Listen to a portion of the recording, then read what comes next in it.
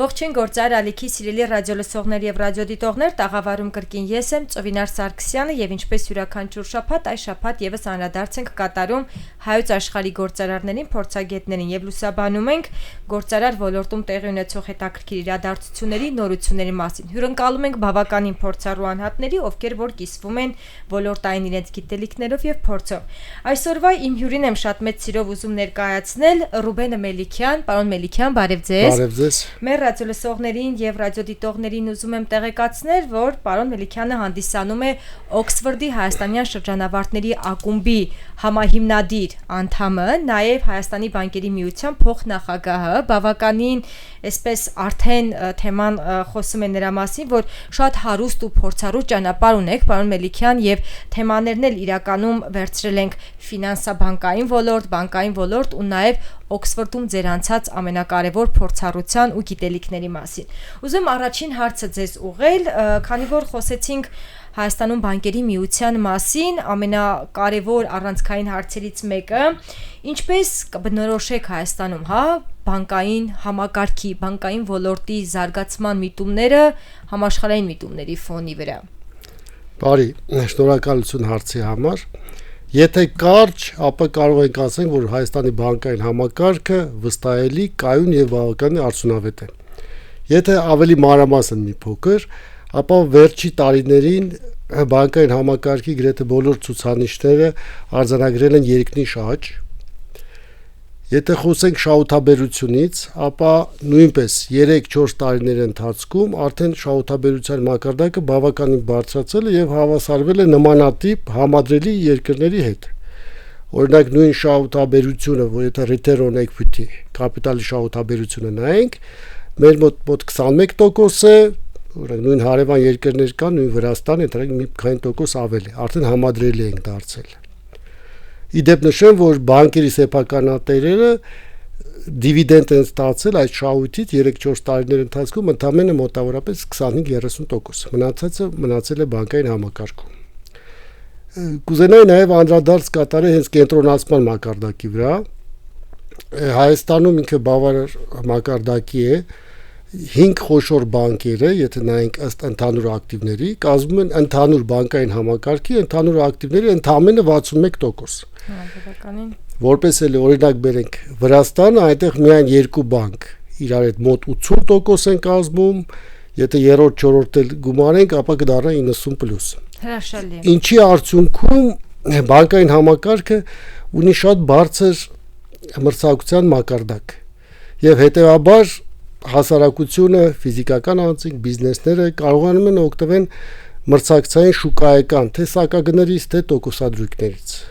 Այսինքն կարող ենք ձևակերպել, որ ըստ էության մեր Հայաստանում բանկային համակարգը իր հուսալիության, վստահությամբ ու զարգացման տեմպերով ընդհանուր համաշխարհային բանկային համակարգի ուղեծրի մեջ իր կարևոր, այսպես առանցքային տեղը ու դերը ունի։ Այո, կարող ենք արձանագրել, որ շատ երկրներից առանց թվարկելու շատ ավելի վստահելի եւ կայուն է մեր բանկային համակարգը։ Նամանավանդ հաշվի առնելու վերջի տարիների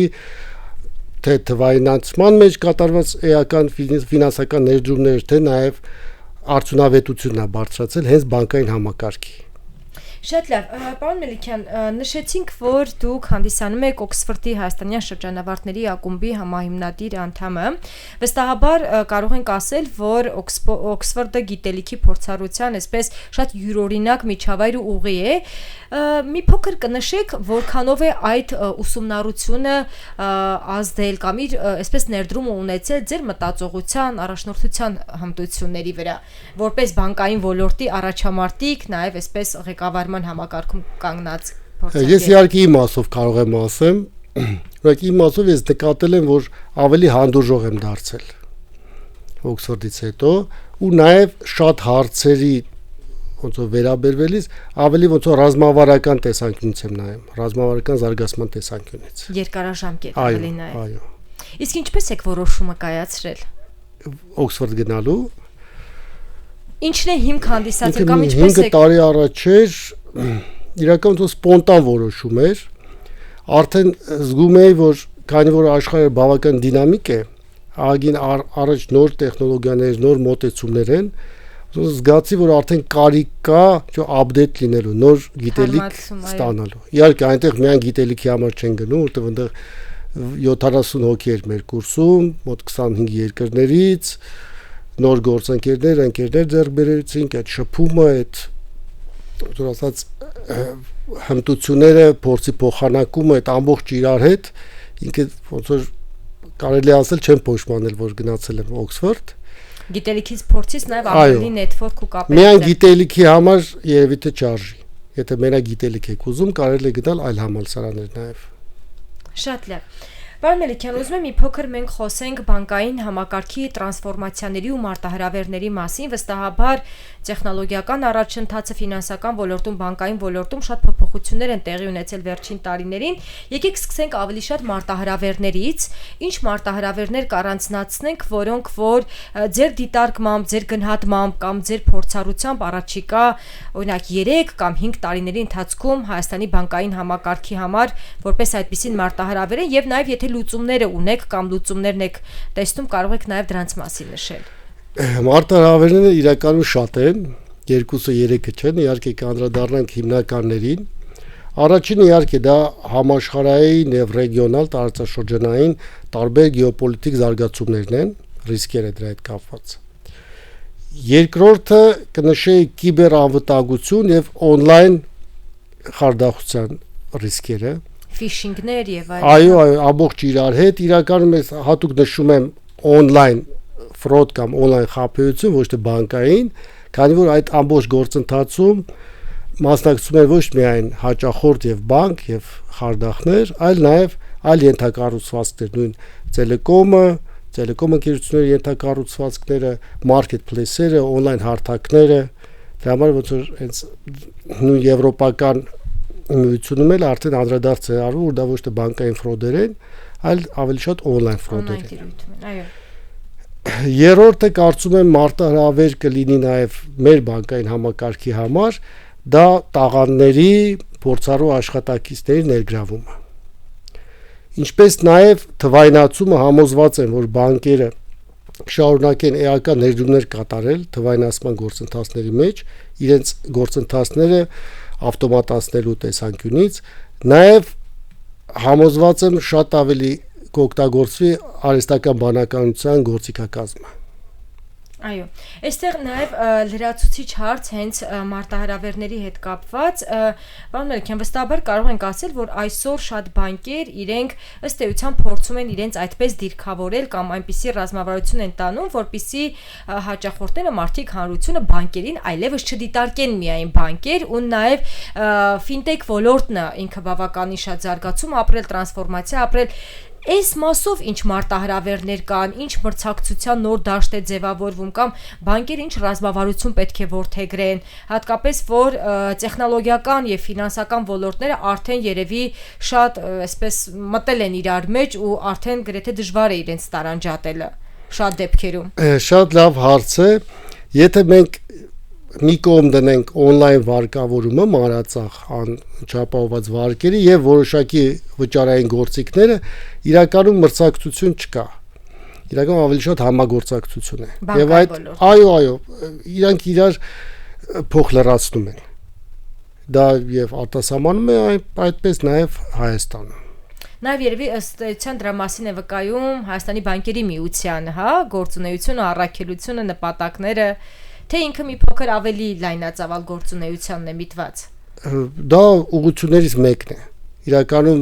մեր բանկերի միությունում կա ուսումնական կենտրոն, ֆինանսական արբիտրաժ, գործառույթներից մեկը իհարկե ցանկացած թվային լուծումներ, առաջարկություններ են կատարվում բանկերին, մեր կողմից մենք նաև ոնց հարթակ ենք համագործակցելու։ Այն ընկերությունները, որ ուզում են համագործակցել բանկային համակարգի հետ, մենք այդ հարթակը տրամադրում ենք իրենց։ Այո։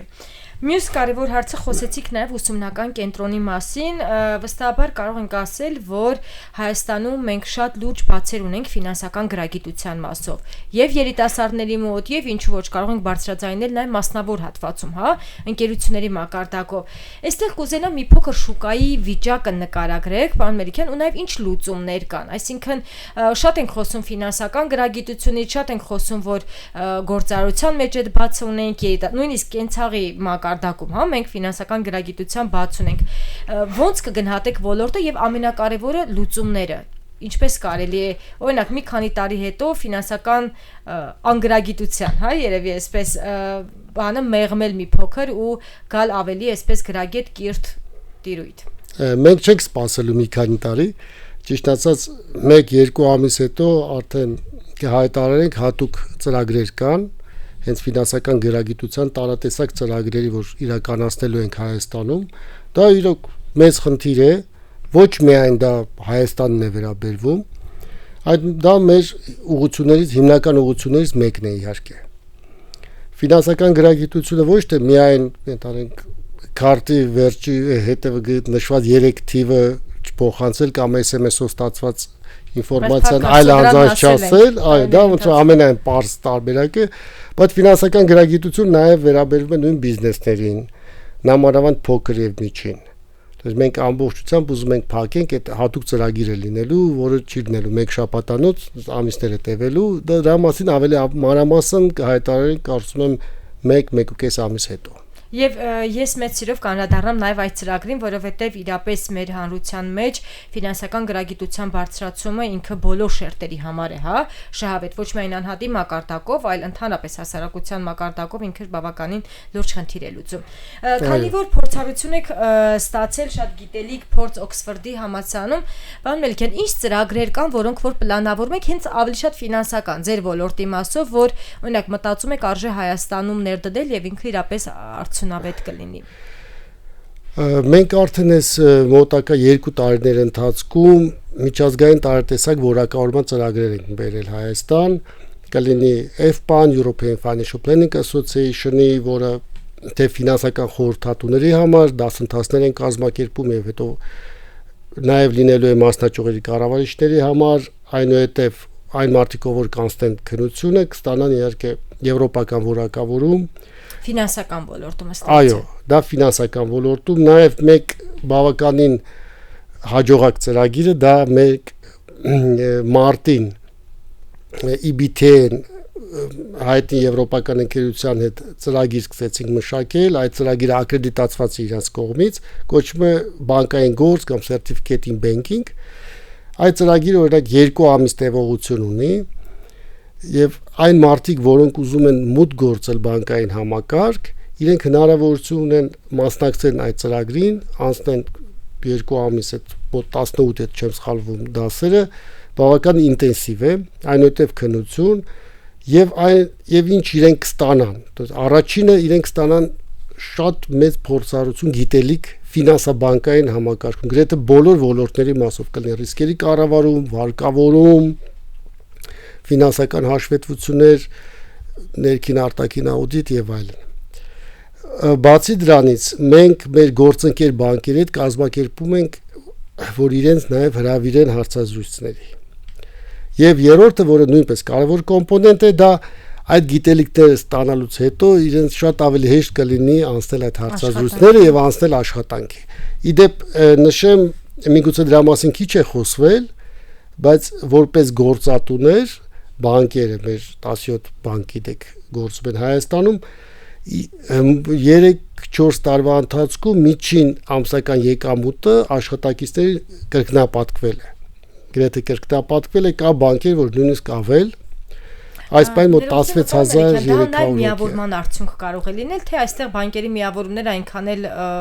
որոշիչ դեր չեն ունեցել։ Չէ, իրականում դա այդքան էական դեր չի ունեցել, քանակը աշխատակիցների մոտ 20-25%-ով աճել է 3-4 տարիների ընթացքում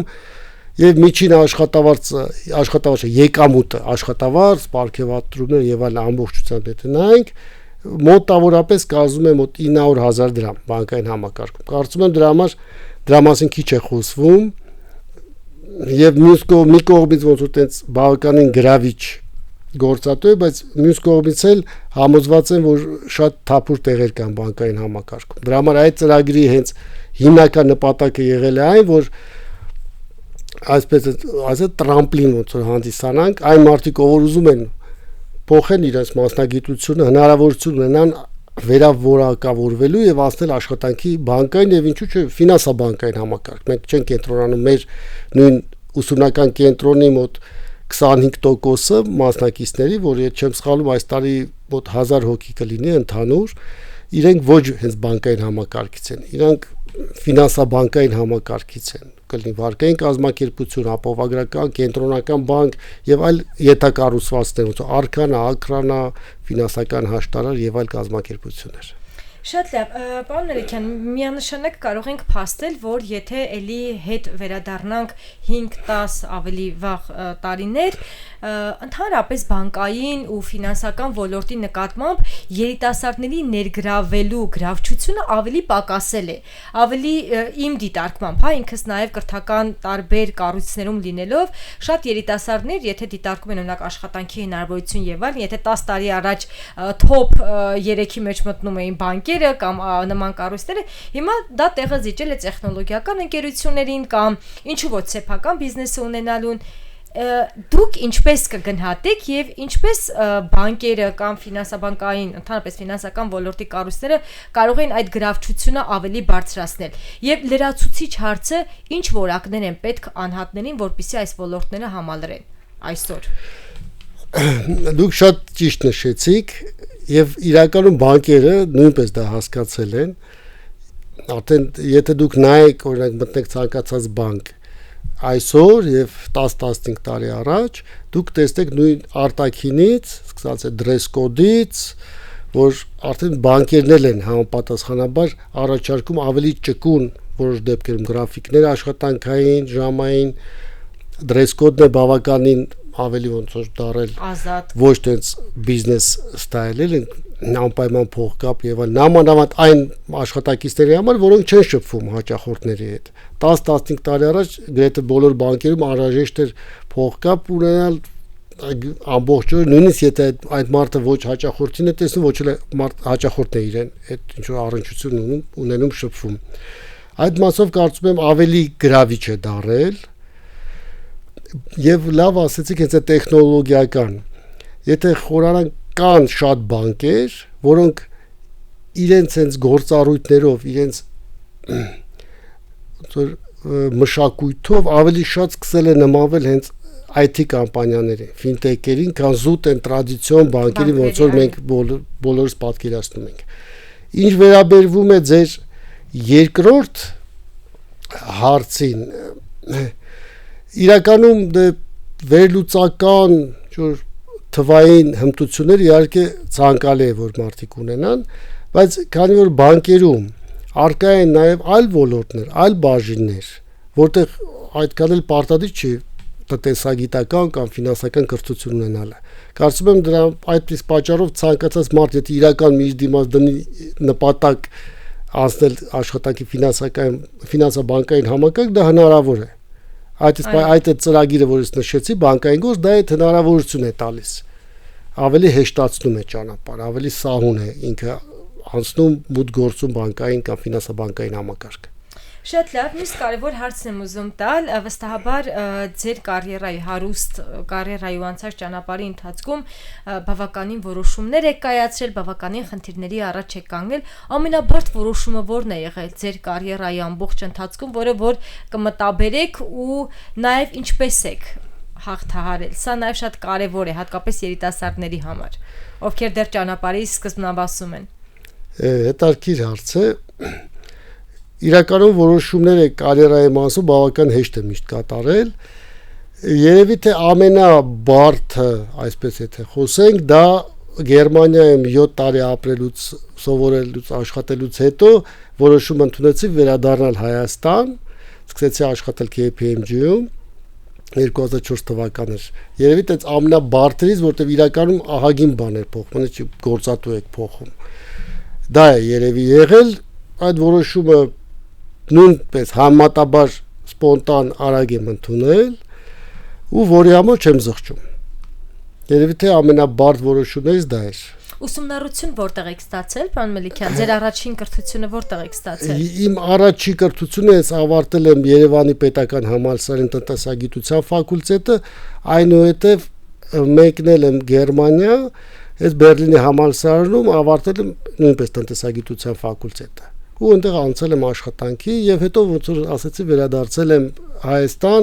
KPMG-ն իմ երկրորդ գործատուն էր Հայաստանում, առաջինը Կոնվերսբանկն էր 94-5 թվականներին նոր բացված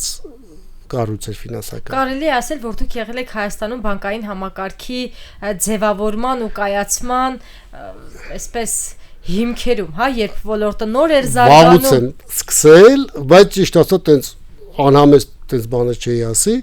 Իրականում պարզապես ուսանող ժամանակ է։ Հա, ես Կոնվերս բանկում անցել եմ գրեթե բոլոր բաժինները, 1.5 տարի հետ չեմ սխալվում, որ այնտեղ աշխատել եմ, Գերմանիա մեկնելուց առաջ էր, եւ այդ ժամանակ բանկը եթե 25-30 աշխատող կար, գլխամասնել Կոմիտասի վրա էր։ Հա, այնց ուսման հետ զուգահեռ։ Ամեն օր տենց մեկից հետո մինչև ժամը 5-6-ը այնտեղ էինք անցկացնում։ Շատ լավ։ Տեսեք, խոսեցինք Օքսֆորդի համալսարանի մասին, Օքսֆորդի փորձառության մասին, այն երիտասարդները, ովքեր որ մտքեր կունենան կամ այսպես վստահաբար բոլորն էլ, ովքեր որ կարևորում են անդադար կրթվելը, աճելը, զարգանալ, իրենց մտքում աշխարհի թոփ համալսարաններում ուսումնառություն ստանալու մտքեր, ցանկություններ ունենում են, ինչ խորհուրդ կտաք, որտեղից սկսել կամ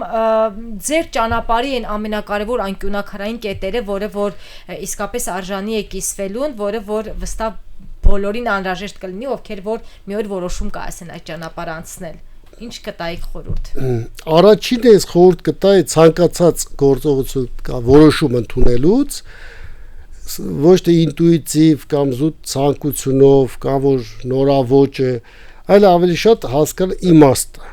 Ինչի համար է դա պետք։ Որպես օրինակ, եթե մարդ աշխատում է ներքին աուդիտի ստորաբաժանումում, ունի բակալավրի աստիճան,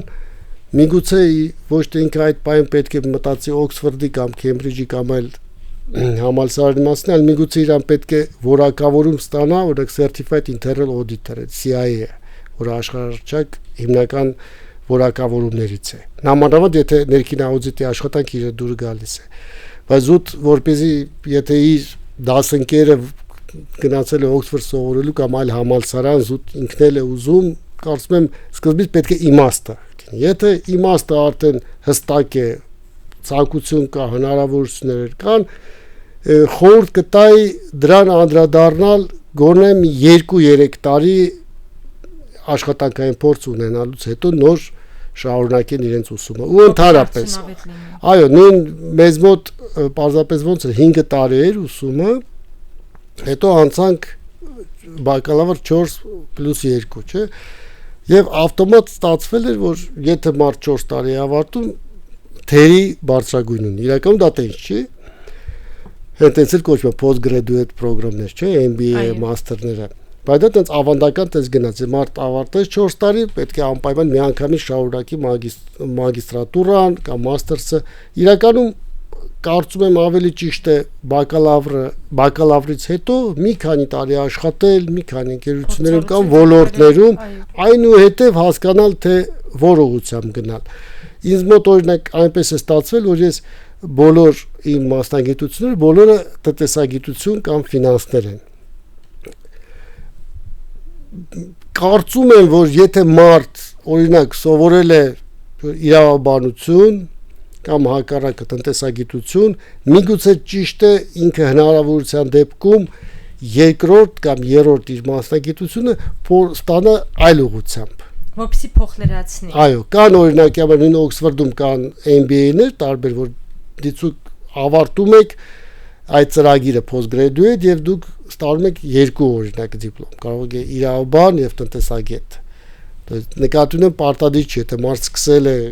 տնտեսագիտություն, անպայման մինչև վերջ պետք է բոլոր իր կրթությունը լինի տնտեսագիտական։ Նաև որքան հիբրիդ մասնագիտություններ ես կրում, այնքան ավելի մրցունակությունը դե բարձրանում։ Այդ մասով այդ խորհուրդը կարող է տալ։ Եվ հիմնական այդ իմաստն է։ ցանկացած որոշում ընդունելուց պետք է մի հատ Ինչ նպատակ հասկանալ նպատակը, իմաստը, ռացիոնալ է թե ռացիոնալ չէ։ Զուտ էմոցիոնալ տեն որոշում ընդունել ուզում եմ ընդունեմ Օքսֆորդ, այդքան էլ արդյունավետ չէ, թե ժամանակի, թե գումարի տեսանկյունից։ Շատ լավ, պարոն Մելիքյան, Օքսֆորդի մասով ինչ առաջիկա հետաքրքիր ծրագրեր կամ միջոցառումներ, նախագծեր ունեք, որոնք որ մտածում եք ներկայացման արժանի են եւ նաեւ մեր ռադիոլսողները եւ ռադիոդիտողները կարող են իրազեկված լինել։ Նկատի ունեք մեր ակումբի մասով։ Մեր ակումբը 2019 թվականին ստեղծվեց, այս պահին շուրջ 30 հոգի են ակումբի անդամները, տարբեր ոլորտներից, տարբեր փորձառություն, այո, մենք նույնիսկ թեոլոգ ունենք, ոչ թե մեր մոտ մենակ տնտեսագետներ են։ Տարբեր ծրագրեր ունենք մենք իրականում, 2026 թվականին մեծ ծրագիր ունենք անգլիական, հայկական բիզնես միջավայրերի ոնց որ իրար կապել, ինչ որ միջոցառումներ կազմակերպել։ Կարծում եմ արդեն 2026 թվականին կլսենք, ավելի շոշափելի կլինեն։ Իրականում դա մեր նպատակներից մեկը այդ կրթությունը առաջ տանելն է Հայաստանում, բացատրել, որ պարտադիր չէ հենց համալսարան է, նույն դպրոցի մակարդակից կարծում եմ, եթե մենք ուզում ենք լինենք արդյունավետ, մրցունակ երկիր, տնտեսություն, անհրաժեշտ է, որ որպես օրինակ պարզապես բերեմ նույն Լյուքսեմբուրգում ցանկացած աշակերտ, որ գնում է դպրոց, ոչ թե մասնավոր վճարովի դպրոց, ցանկացած, ինքը ավարտելուց իմանում է անգլերեն, գերմաներեն, ֆրանսերեն, լյուքսեմբուրգերեն եւ շատ հաճախ վերցնում է նաեւ 5-րդ լեզու, ֆրանսերեն, իտալերեն կամ իսպաներեն։ Ցանկանա իհարկե որ Հայաստանում 10-15 տարի հետո նույնպես եթե արտասահմանցիք տեսնեն հայ երիտասարդներին իմանան դե առնվազն հայերեն շատ լավ տիրապետում է ռուսերեն, անգլերեն ու եւս գոնե 4-րդ ինչ որ մի լեզու։ Կարծում եմ այդ ուսումն եթե մենք չկարողանանք այդ վերափոխումը տրանսֆորմացիա կատարենք, իրոք շատ դժվար կլինի մեզ մրցել աշխարհի այլ երկրների, այլ տնտեսությունների հետ։ Շատ լավ, եւ վերջին հարցն եմ ուզում, պարոն Մելիքյան, ուղղել ձեզ, որ 3 գրքերը դուք խորհուրդ կտայիք մեր ռադիոլսողներին եւ ռադիոդիտողներին, որոնք իսկապես առանցքային դեր են ունեցել ձեր մտածողության, ձեր անձնային աճի մեջ, իդեպ դրանք կարող են լինել նաեւ ոչ մասնագիտական գրքեր։ Ոչ մասնագիտական, երևի թե Պաուլո Կոելյոյի բանը, այդ ալխիմիկը, հրաշալի գիրք է։ Մասնագիտական ավելի փիլիսոփայական միգուցե Դանիել Քանեմանի, չեմ սխալվում, Thinking Fast and Slow, մտածիր արագ եւ այո։ Երրորդը Էնդրու Կոստալանի գիրքը, որը կոչվում էր Investment is a Psychological Game, նույնպես բավական հետաքրքիր գիրք է։